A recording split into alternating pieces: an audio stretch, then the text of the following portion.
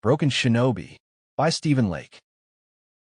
Kite, on a private, solo quest of his own to kill time while he waited for the rest of his team to get off work and log in for a round of level grinding that afternoon, moved slowly through the woods around him in search of monsters. He did this partially because he wanted to farm XP, and partially because Bomer was running out of food again. However, as he moved deeper into the woods, a shinobi warrior, dressed entirely in black, appeared in the nearby treetops and looked down at him hungry from above. "Ah, a legendary warrior has entered my domain. Perhaps I can use my powerful skills to defeat him for PK points," he said quietly to himself. He then pulled a kunai out of his outfit and prepared to throw it, but paused when something nearby caught his attention. A massive orc general had stood up in the nearby bushes and was eyeing Kite hungrily. The shinobi studied this briefly and then frowned. "Oh, no, you do not. He's my kill," he protested.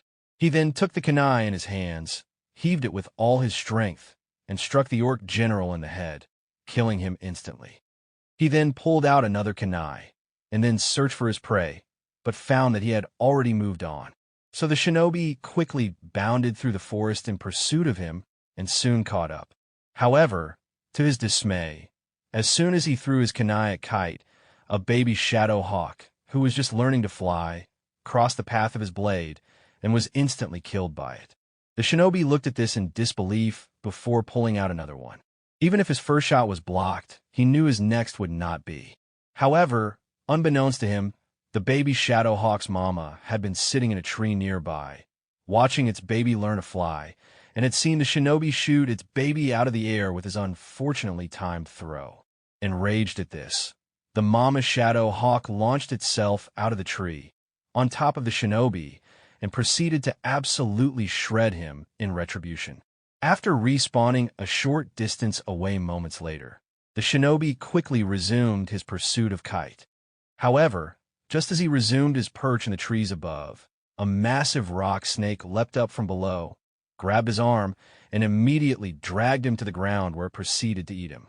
After respawning for the second time, he quickly rushed across the forest floor to catch up to Kite. However, just as he did, a massive ogre burst out of the forest and raced towards Kite. Upon seeing this, Kite immediately used earth magic to pop the ogre into the air, after which he followed this up with air magic to send it downrange and out of the area.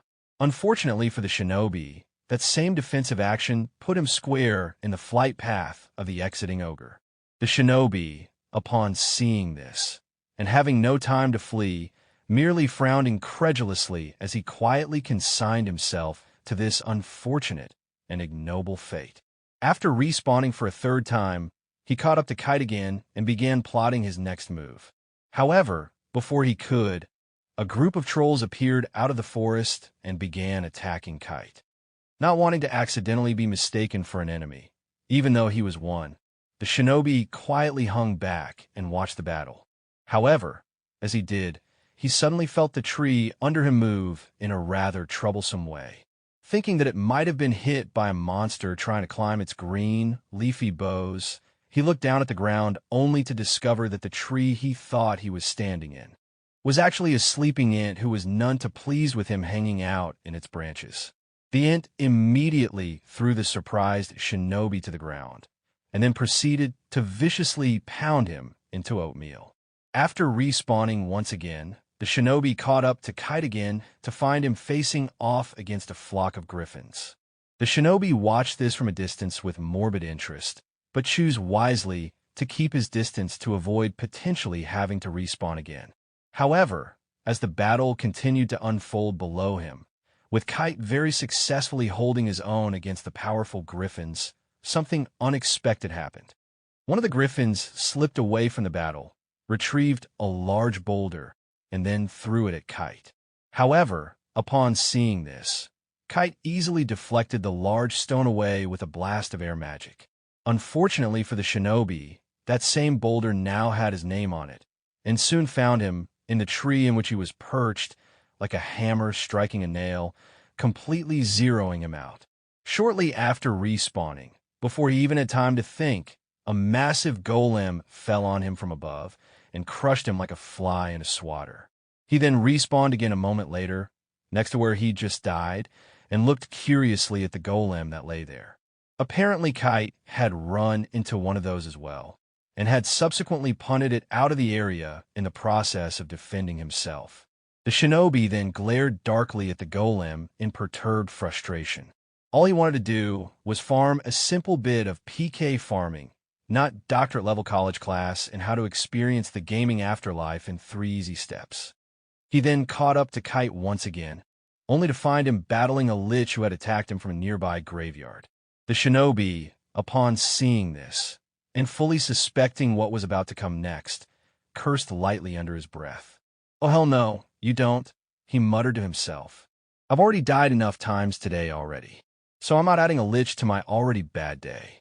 He then pulled a special sachet out of his robes and threw it at the lich, instantly destroying it, much to Kite's surprise. Thinking that it was just a bit of really good luck on his part, he merely shrugged at this and then continued on his journey. A short ways further, he came across a powerful Titan bear. Quickly realizing where this was going, the shinobi immediately turned and fled the area, only to have the Titan bear land right on top of his head a moment later. After respawning, yet once again, and for the umpteenth time, he looked off in the direction of Kite. He saw that his elusive target was fighting still more monsters that were appearing out of the forest around him. Eventually, the shinobi sighed, and then frowned at this. Yeah, I'm so done with this. All I wanted was to do some PK farming, and instead I'm the one that's getting farmed. So I'm out of here, he muttered.